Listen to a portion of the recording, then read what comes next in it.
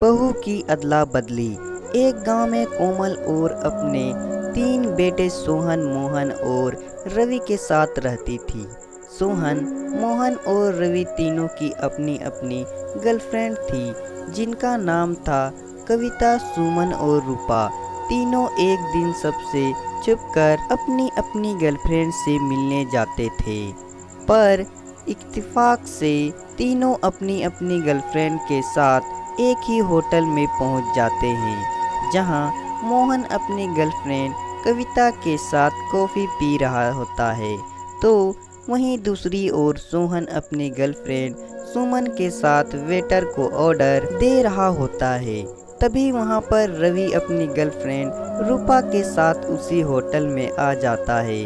Hotel में आते ही रवि मोहन को देख लेता है और वहीं मोहन सोहन और रवि को देख लेता है, और वो तीनों एक दूसरे को देखकर एक दूसरे से छुपने की कोशिश करते हैं। ये देखकर उन तीनों की गर्लफ्रेंड उनसे सवाल करती है।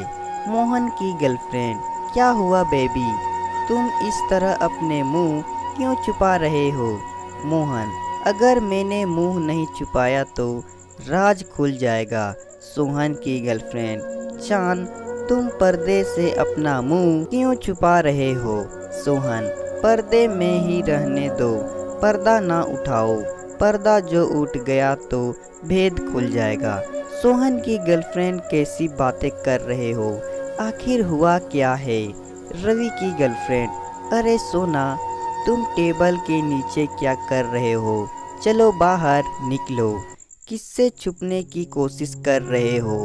रवि, अरे यमराज से बचने की कोशिश कर रहा है तुम्हारा सोना। रवि की गर्लफ्रेंड, यमराज, कहाँ है यमराज? मुझे तो नहीं दिख रहा है। इसी तरह से तीनों एक दूसरे से बचने की कोशिश करते हैं और मौका देखते ही होटल के अलग अलग दरवाजे से अपनी गर्लफ्रेंड के साथ बाहर निकल जाते हैं। लेकिन बाहर आते ही तीनों एक दूसरे के आमने सामने आ जाते हैं। तभी कविता बहुत ज़्यादा खुशी से बोलती है, कविता, अरे तुम दोनों यहाँ, आई एम सो हैप्पी, हम कितने दिनों बाद मिल रहे हैं। कविता सभी को परिचय कराते हुए, हम तीनों बचपन की दोस्त हैं और यह मेरा बॉयफ्रेंड है मोहन, तुम तीनों फ्रेंड हो? कविता, हाँ क्यों, आप दोनों भी एक दूसरे को जानते हो क्या? मोहन, हाँ बहुत अच्छे से जानते हैं। कविता, आप तीनों भी फ्रेंड हो क्या? मोहन, हम तीनों एक दूसरे को बहुत अच्छे से जानते हैं, क्योंकि हम तीनों भाई हैं। यह सुनकर सुमन, रूपा और कविता तीनों ही चौंक जाती है और वहाँ से जाने लगती है। लेकिन तभी कोमल उन सभी को देख लेती है और वह उनके बारे में सारी जानकारी निकालती है। उसके बाद पंडित जी को उनके रिश्ते के बारे में बात करने को कहती है। ऐसे ही एक दिन जब उसके तीनों बेटे घर आते हैं तो वह उनकी ही गर्लफ्रेंड की फ़ोटो दिखाकर उन तीनों से कहती है, कोमल, ये देखो, मैंने तुम्हारे रिश्ते के लिए कुछ तस्वीरें पसंद की है, जल्दी से पसंद करके बताओ कि किसे कौन सी पसंद है। तीनों गर्लफ्रेंड की फ़ोटो चुनते हुए, हमें ये पसंद है। कोमल, मुझे सब पता है, तभी तो मैंने तुम्हारी पसंद को पसंद किया है। और तुम्हें क्या लगता है कि मुझे कुछ पता नहीं चलेगा? अरे मैं माँ हूँ तुम्हारी, मुझसे कुछ नहीं छुपा पाओगे। तीनों फ़ोटो देखकर बहुत ज़्यादा खुश हो जाते हैं और अपनी अपनी गर्लफ्रेंड पसंद कर लेते हैं। कोमल तीनों के घर जाकर उनका रिश्ता पक्का कर देती है और शादी का शुभ मुहूर्त निकलवा लेती है। शादी वाले दिन तीनों दुल्हन सज संवर कर आती है, जहां उन तीनों की माँ सुलेखा, माला और नीतू अपने अपने बेटियों को एक बात समझाती है।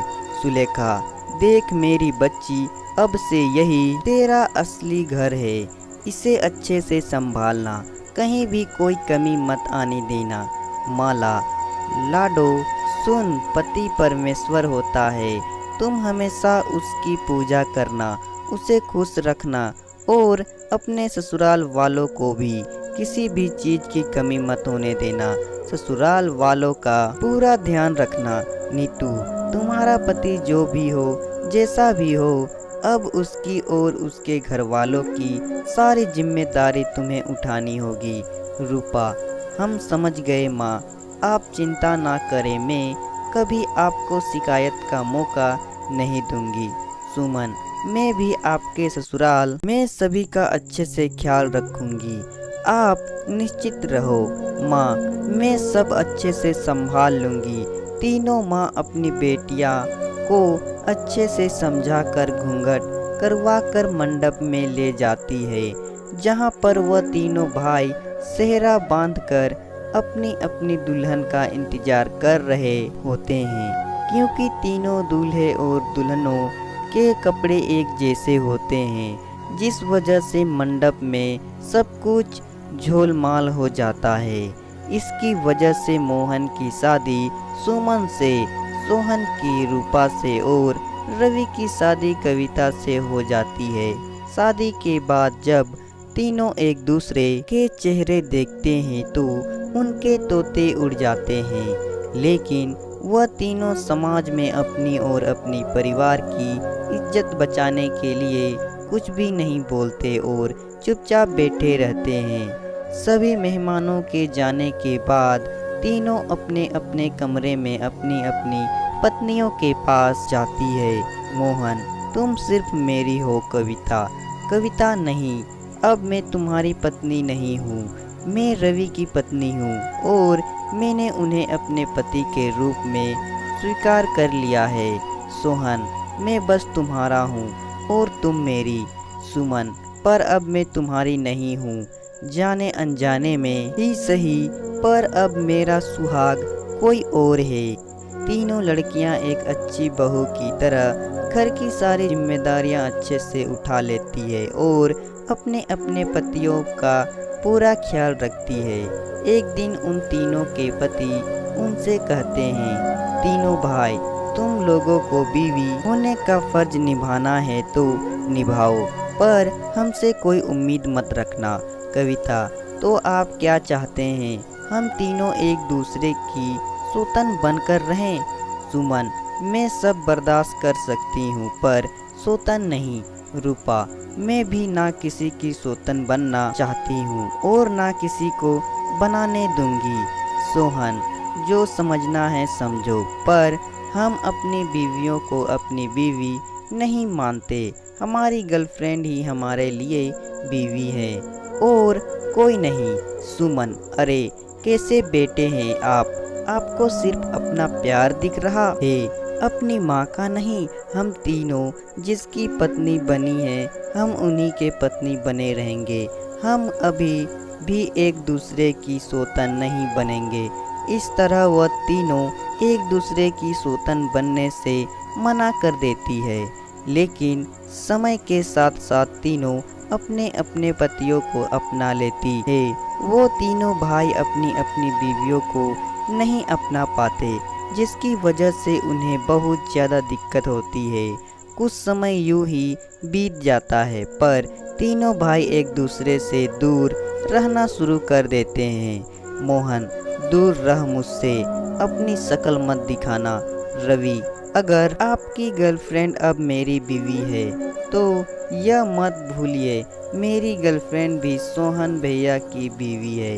हम तीनों एक ही दर्द से गुजर रहे हैं। तीनों भाइयों के बीच में नफरत की दीवार खड़ी होने लगती है।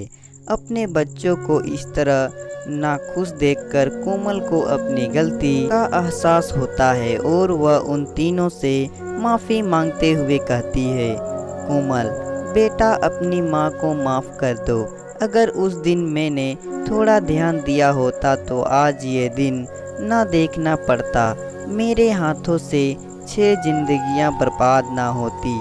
पर मुझे खुशी इस बात की है कि मेरी बहू ने मेरी बेटी बनकर इस घर की इज्जत को संभाल लिया। और दुख इस बात का है कि मेरे बेटे अपने होकर भी पराये बन गए, भाई होकर एक दूसरे के दुश्मन बन गए हैं।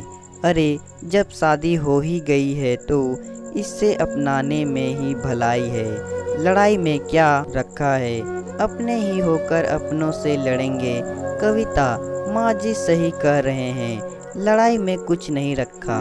अपनी माँ की बात सुनकर उन तीनों लड़कों को अपनी गलती का एहसास हो जाता है और वह उनसे माफ़ी मांगते हैं, साथ ही अपनी अपनी पत्नियों को दिल से स्वीकार करते हैं। कुछ समय बाद वह तीनों अपनी पत्नी के साथ हनीमून के लिए गोवा जाते हैं और अपनी अपनी ज़िंदगी में खुशी से रहने लगते हैं।